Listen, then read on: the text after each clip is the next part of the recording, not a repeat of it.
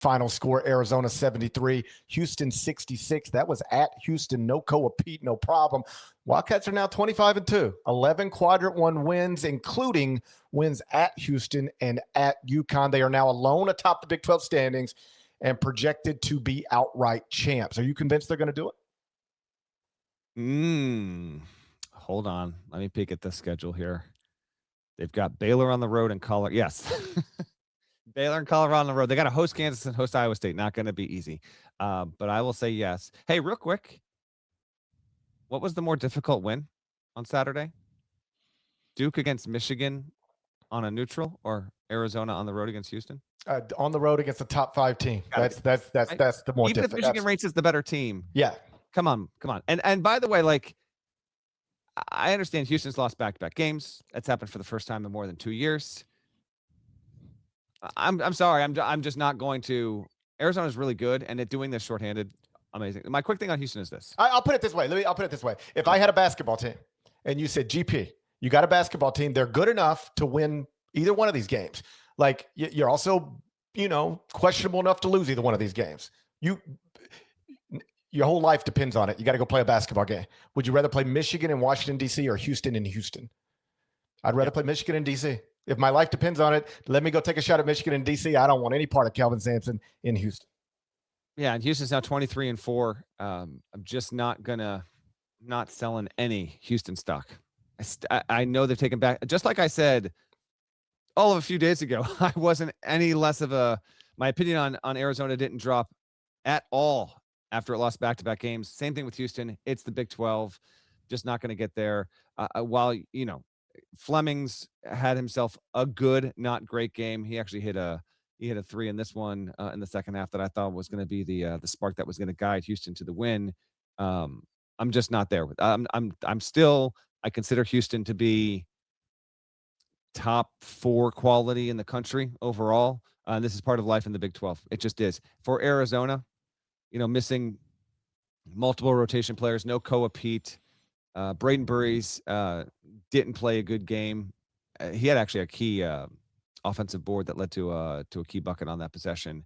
Just come on, man. This is Arizona just showing you why Arizona fans should have the confidence, deserve to have the belief, should feel the optimism that your team is going to make a Final Four for the first time in more than 2 decades. Our buddy Sam Vecini tweeted this. I swear I thought the same exact thing.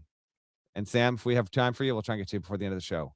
When I was watching Karchenkov play the way that he's playing, Bradley's an older player, but he's got some savvy and some smoothness. He'll get a shot. Burries, we know. Pete, we know they're gonna make the league. Maybe Del Orso, Krivas. Like, I was looking at this Arizona team in this game, and I'm saying, are we going to look back in 10 years and discover that they had 6 guys on this roster that played at least multiple years in the NBA? Because I do think it's possible. I really do. Del Orso was massive in the first half, and they got off to a great start, which I thought was the most important part of this game. You go into Houston's building, do not mess around and find yourself even in like a 17-11 spot, when it's that early and now you got to kind of claw and fight and just grapple to get back to a level. It wasn't that. They got off to a lead early. Houston did take the lead back, but then Arizona pushed back en route to the 73-66 outcome and ending there, and doing so, getting its 3rd top 3 win of the season.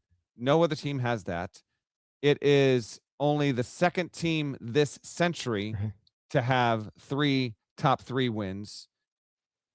Unbelievably, as I sent out, and credit to our CBS Sports research team for this on Saturday, I know we talked about it after the first time they got the win.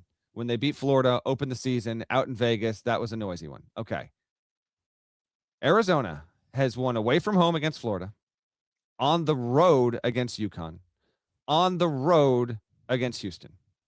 And incredibly, it has done that against top 3 opponents and hit 3 or fewer 3-pointers in every single game. Over the past 5 years, teams that went 3 or fewer made triples in a game against a top 5 opponent are 2-72 in those games. Excuse me, I think I said a top 5 opponent, a top 3 opponent. Arizona this season is 3-0. It's outrageous. They have cracked a code.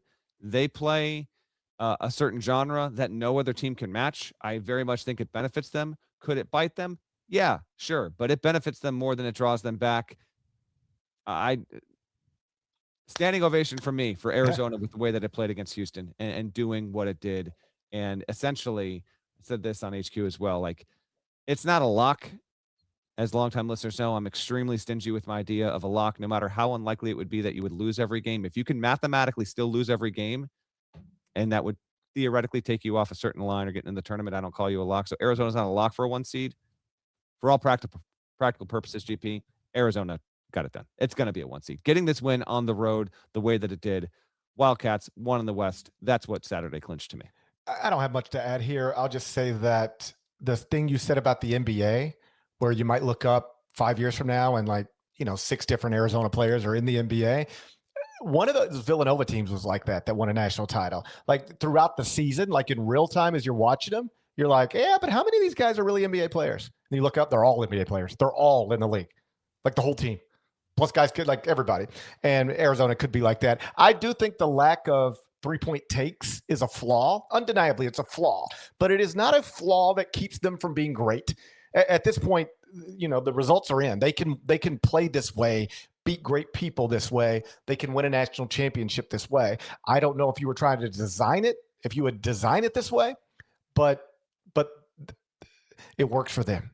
I echo everything you said about Houston. I still believe in them, not only as a Final Four team, but a legitimate national championship contender. Like if I had to put pen to paper today, I might put them right in the center as my national champion still. But they were up a bucket, and then Arizona goes on a 12-0 run. They go 8 minutes without scoring a point, roughly 8 minutes without scoring a point, nearly 10 minutes without a field goal. Like at some point that becomes a problem, these long stretches where you're not scoring. And so, their problems are smaller than most people's problems, obviously, but that was concerning to see, because in a single elimination tournament, obviously that is how the whole thing could end. You got one bad 8-minute stretch, and the whole season that you had plans to take it deep into April, or at least deep into the bracket, into the month of April, it's just over like that because you went 8 minutes without a bucket for some stupid reason. So either way, up next for Houston, hey, this is going to be great. I'm going to have a party. Up next for Houston at Kansas on Monday. Up next for Arizona at Baylor on Tuesday.